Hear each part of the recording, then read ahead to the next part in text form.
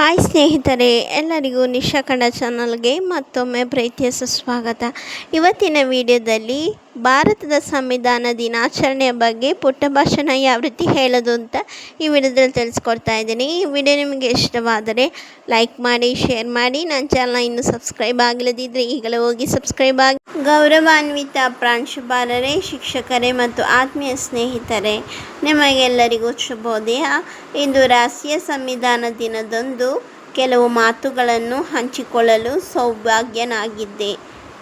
1949 November 26ರಂದು ನಮ್ಮ ಸಂವಿಧಾನ ಸಭೆಯು ಡಾಕ್ಟರ್ BR ಅಂಬೇಡ್ಕರ್ ನೇತೃತ್ವದಲ್ಲಿ ಭಾರತ ಸಂವಿಧಾನವನ್ನು ಅಂಗೀಕರಿಸಿತು. ಈ ದಿನವನ್ನು ನಮ್ಮ ಪ್ರಜಾಪ್ರಭುತ್ವದಲ್ಲಿ ಒಂದು ಮೈಲಿಗಲ್ಲಾಗಿದೆ. ಸಂವಿಧಾನವು ನಮಗೆ ಮೂಲಭೂತ ಹಕ್ಕುಗಳನ್ನು ನೀಡುತ್ತದೆ, ನಮ್ಮ ಜವಾಬ್ದಾರಿಗಳನ್ನು ವಿವರಿಸುತ್ತದೆ ಮತ್ತು ನ್ಯಾಯ, ಸಮಾನತೆ, ಸ್ವಾತಂತ್ರ್ಯ ಮತ್ತು ಭ್ರಾತೃತ್ವದ ಮೌಲ್ಯಗಳನ್ನು ಉತ್ತೇಜಿಸುತ್ತದೆ.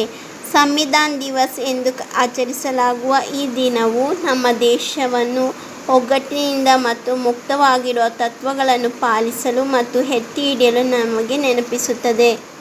ಇದು ಮಾತ್ರವಲ್ಲ, ಪ್ರತಿದಿನವೂ ನಮ್ಮ ಕಾರ್ಯಗಳು ಮತ್ತು ಕಾನೂನಿನ ಗೌರವದ ಮೂಲಕ ನಮ್ಮ ಸಂವಿಧಾನವನ್ನು ಗೌರವಿಸೋಣ. ಧನ್ಯವಾದಗಳು.